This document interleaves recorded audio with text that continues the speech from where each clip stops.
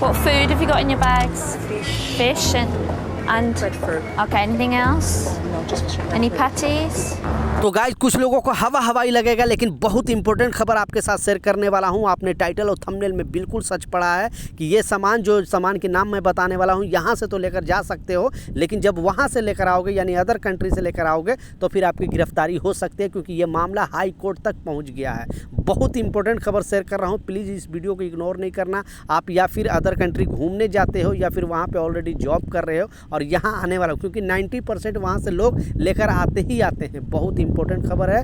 दूसरा जो अपडेट है, मुंबई एयरपोर्ट से रिलेटेड भी एक बहुत बड़ी खबर सामने आ रही है। तो दोनों अपडेट के ऊपर आपसे बात करने वाला हूँ। 2-3 मिनट का वीडियो है, लास्ट तक जरूर देखना ताकि आपको पूरी जानकारी मिले, क्योंकि ट्रैवल से रिलेटेड कोई भी अपडेट आता है, कोई भी न्यूज आता है, मैं अपने चैनल पर आपके लिए डालते रहता हूँ। तो चलिए स्टार्ट करता हूँ, बताता हूँ अपडेट के बारे में। तो एक बहुत बड़ा घटना घटा है मुंबई एयरपोर्ट पर। जो घटना की बात मैं किया, अचानक ये थाईलैंड से एक महिला आती है और उनके बैग से लगभग 16 स्नैक यानी सांप निकलता है। जैसे उनका बैग चेक किया जाता है तो पता जो स्कैनिंग मशीन में वो दिखाता है कि वो कुछ अजीबोगरीब सामान है, लेकिन जब मैनुअली उसे खोलकर देखा जाता है तो पता चलता है और सारे लोग एयरपोर्ट पर अफरा तफरी का माहौल हो जाता है। और वो सांप मतलब बाहर निकलने के लिए एकदम पूरी तरह रेडी रहता है, किसी तरह मैं बाहर, अगर वो बाहर निकल जाता तो एयरपोर्ट पर ना जाने कितने लोगों को ये काट देती है। और ये जहरीला सांप है। जब इसे चेक किया गया, पूछा गया कि आखिर इस तरह का, क्योंकि ये जो स्मगलिंग करने के लोग मनसे से लेकर आए थे और ये महिला को इमीडिएटली गिरफ्तार करके जेल भेजा जाता है।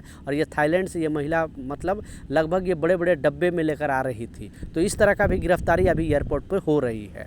दूसरा जो इम्पोर्टेंट अपडेट है, आपने बिल्कुल सच पढ़ा था टाइटल ऑफ थंबनेल में कि आप यहाँ से तो लेकर जा सकते हो, लेकिन अगर आप अदर कंट्री से वापस उसी सामान को लेकर आ रहे हो तो आपकी गिरफ्तारी हो सकती है। और ये जो सामान के मैं जो नाम बताने वाला हूँ, 90% लोग जो घूमने जाते हैं वो भी लेकर आते हैं, और जो वहाँ पे काम करते हैं, आप जैसे गल्फ़ कंट्री की बात कर रहा हूँ, सऊदी है, ओमान है, कतर है, बहरीन है, दुबई है, या फिर यूरोप कंट्री की बात कर रहा हूँ, क्योंकि जब वहाँ से आते हैं तो लेकर ही आते हैं। पहले ये पूरा मामला पढ़े, तब एक्चुअली रियलिटी पता चलेगा, क्योंकि ये जो मामला है हाई कोर्ट तक भी पहुँच गया है। तो चलिए स्टार्ट करता हूँ, बताता हूँ जो न्यूज़ है, जो अपडेट है।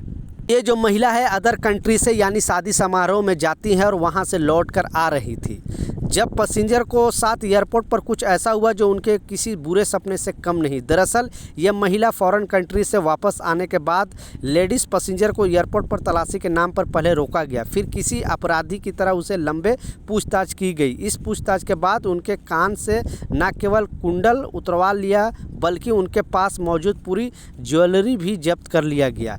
एयर एथलेसिस यूनिट इस कार्रवाई के वजह से लेडीज़ पैसेंजर को, उनके पति और बच्चे को भी लंबी प्रताड़ना का सामना करना पड़ा। दरअसल यह मामला दिल्ली के इंदिरा गांधी इंटरनेशनल एयरपोर्ट का है। कुछ दिन पहले यह लेडीज़ पैसेंजर पारिवारिक समारोह में शामिल होने के लिए अदर कंट्री गई थी। चूँकि यह एक शादी समारोह में शिरकत करने के लिए गई थी, लिहाजा वह अपने साथ अपनी कुछ पर्सनल जो ज्वेलरी है वो लेकर गई थी। दिल्ली से पहुँचने मतलब अदर कंट्री पहुँचने के बाद जब फिर वापस आती हैं तो सब कुछ ठीक रहता है, लेकिन जब वह एयरपोर्ट पर कस्टम ग्रीन चैनल से गुजर रही थी, कस्टम की जो चेकिंग यूनिट है उनके रोक लेता है। जांच पर उनके जो बैगेज है फिर से एक्सरा कराती है, उनको डाउट होता है, फिर से एक्सरा कराती है। जबरन जो स्टेटमेंट पर कराया गया साइन। एयरपोर्ट पर तलाशी के दौरान लेडीज़ पैसेंजर को कब्जे से जो 78 ग्राम वजन की रत्न जो जैकेट सोने की चूड़ी थी और 67 ग्राम वजन के सोने की जो पेंडल थी, एक सोने की चैन थी, 45 ग्राम वजन की सोने की चूड़ी बरामद की। इस लेडीज़ पैसेंजर को जब वो ऑफिसरों ने बताया कि शादी समारोह में शामिल होने के लिए वो अदर कंट्री गई थी, ज्वेलरी उनके पर्सनल ज्वेलरी है, लेकिन उनको कोई नहीं सुना। वो बोलती ये हमारा है, ये हमको कोई ख़रीदा नहीं है, मतलब अदर कंट्री से उनके ने एक भी नहीं सुना।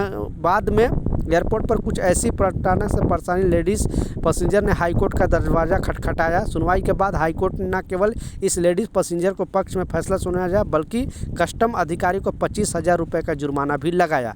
यानी उतना टाइम उनको अरेस्ट किया गया, थोड़ा टाइम जेल मतलब जेल में नहीं, वहीं एयरपोर्ट में ही रखा गया, और उनके भी जो बच्चे हैं, उनके हस्बैंड है, उनको भी रखा गया। उनका कहना था कि ये अदर कंट्री से ज्वेलरी लेकर आ रहे हैं और उन पर टैक्स देना पड़ेगा, जबकि ये महिला यहाँ से पहनकर शादी में गई थी, लेकिन कुछ नियम है उनको फॉलो नहीं किया था। तो आप भी अगर यहाँ से लेकर जा रहे हो अदर कंट्री घूमने या काम करने, बहुत सारे ऐसे लोग हैं जो चैन वैन पहन कर जाते हैं, फिर आने के टाइम उनको प्रॉब्लम होता है। तो ये चीज़ आप लाजिम ये नियम को फॉलो करें, नहीं तो आप प्रॉब्लम में फंस सकते हो। पैसेंजर के दिमाग चल रहा तमाम सवालों पर कस्टम सीनियर ऑफिसर का कहना है कि पर्सनल ज्वेलरी के लेकर कस्टम एक्ट के नियम बिल्कुल स्पष्ट है।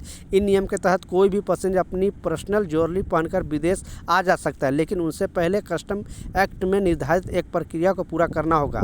प्रक्रिया के तहत विदेश जाते समय पैसेंजर को अपनी पर्सनल ज्वेलरी डिपार्चर टर्मिनल में स्थित कस्टम ऑफिसर को डिक्लेयर करना होगा।